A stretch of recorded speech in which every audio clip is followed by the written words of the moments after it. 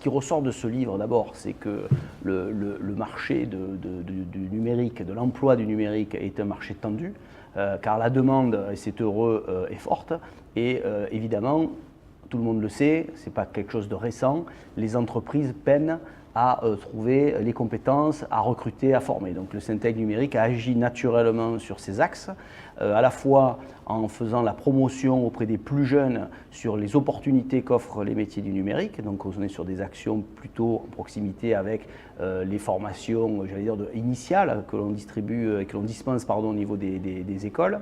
On est aussi sur un axe fort de promotion de nos métiers et de notre filière auprès de jeunes aussi, mais ceux-là en difficulté, avec des organisations d'opérations, de promotion d'emplois forts et 10 000 formations qui ont été financées en 2017 pour aider des jeunes issus de milieux défavorisés ou en rupture à intégrer nos filières.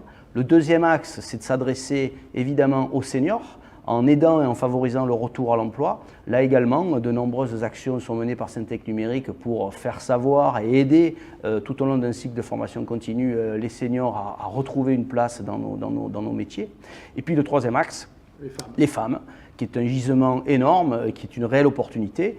Ça a été dit, 50% seulement, 50% en Asie de femmes, donc à l'équilibre entre la parité homme-femme dans les métiers du numérique, alors qu'en France et spécifiquement dans notre région, on tourne autour de 27%.